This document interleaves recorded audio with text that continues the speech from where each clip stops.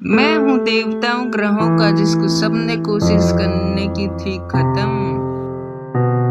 एक दिन उनका काम हो गया पूरा और मेरे घर में रह गया एक कमरा अधूरा। मेरी आत्मा नहीं मिल पाई मेरी माँ को, अब मुझे नहीं पता मैं हूँ कहाँ को। फिर से जिंदा होने के बाद भी नहीं मिली मुझे यहाँ भी शांति। लगता है लानी पड़ जाएगी मुझे यहाँ भी अपनी क्रांति।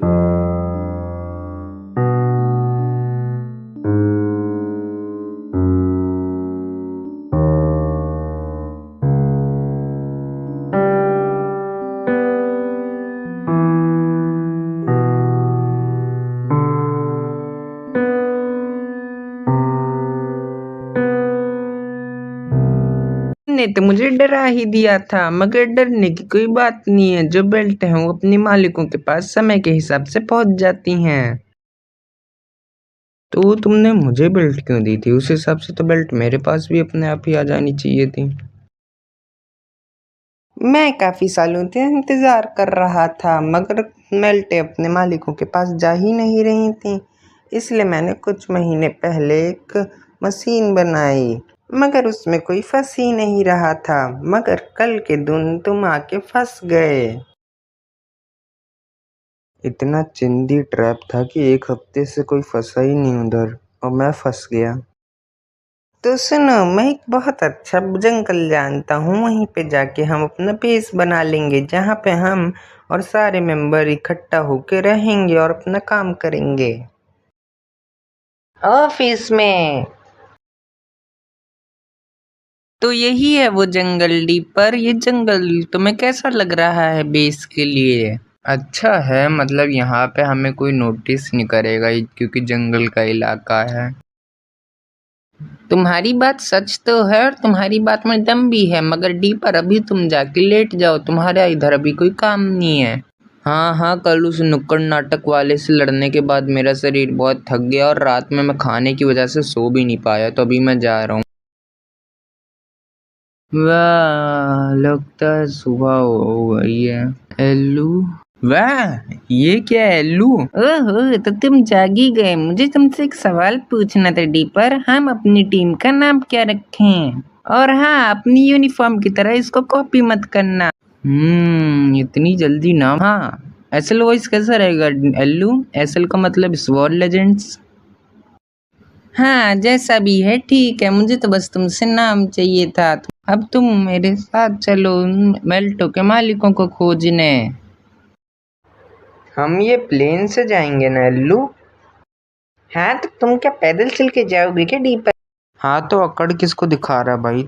अगर मैं अपनी अकड़ पे आ गया तो तू एसल बॉयज किसी भी तरीके के अब शब्दों का उपयोग नहीं करती। तो क्या तुम मुझे बताओगे कि नया मेंबर है कौन? उसके पास तुम्हारे जैसी एक बेल्ट होगी। ओ, तो क्या वो है क्या? ओए, रहने दो डीपर, मुझे नहीं लगता वो बच्चा हमारा मेंबर होगा। तुम किसी कार्टून का कॉस्प्ले कर रहे हो? मेरे क्लासमेट ने बताया था कि बाहर के कुछ लोग नहीं, मुझे तो लगता है तुम्हें कोई गलतफहमी हो गई है। एल्लू, तुमने एक चीज नोटिस करी? इसके पास भी हमारे जैसी एक बेल्ट है। वैसे हाँ डीपर, तुम्हारी बात में पॉइंट तो है। मुझे तो लगता है यही हमारा मेंबर है। क्या बातें कर रहे हो तुम लोग? तो क्या तुम हमारी टीम ज्वाइन करना चाहोगे? हम भूत पकड़ते हैं। भूत कौन पकड़ सकता है? तब भी मैं तैयार हूँ तुम्हारी स्क्वाड में आने के लिए। Are you ready? अब मैं तुम्हें तुम्हारे सूट दे देता हूँ।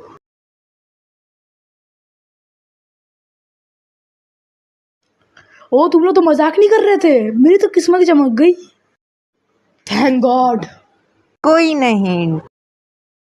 वैसे तुम लोग का नाम क्या है और हमारा मिशन क्या है नेक्स्ट?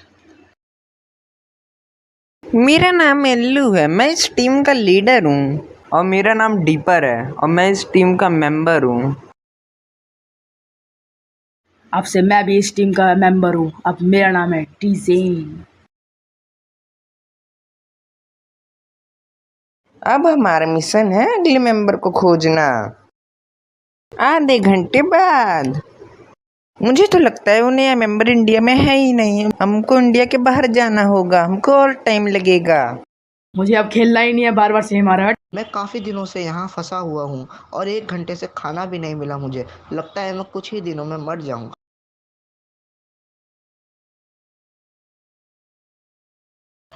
यह भी मेरी ही गलती है जो मैं पापा के साथ यहाँ आ गया हूँ। ओए प्लेन, इधर मुझे बचा लो।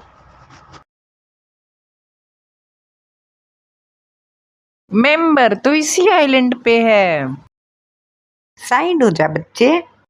वाह, हेलो बच्चे। अबे जोकर की शक्ल के, अंधा है क्या? इतना बड़ा बच्चा नहीं दिखता तेरे को? पहली बात तो तुम मेरे से तमीज से बात करो क्योंकि तुम मेरे को जानते नहीं हो, मैं बहुत खतरनाक हूँ। और दूसरी बात नहीं है, मैं तुमसे पूछ रहा हूँ क्या तुम मेरी टीम को ज्वाइन करना चाहोगे? अगर तुम मुझे बचा लो तो जो तुम बोलोगे मैं वो करूँगा। ये एल्लू है, ये डीपर है, और ये मैं स्टाइलिश बॉय डिजाइन। तो अभी हम अपने ऑफिस में चलते हैं। ऑफिस में ओ बच्चों बाहर आओ, देखो ना मैंने कितना अच्छा सा बेस बनाया है, तुम लोग आ भी नहीं रहे हो। मुझे तो सिर्फ यह झाड़ लग रही है। याद आया, मम्मी ने तो बताया था कि अगर अंधेरा हो तो राक्षसों का गुरु आ जाता है। प्रकाश सत्य। तब भी कमरे में कुछ तो गड़बड़ी है।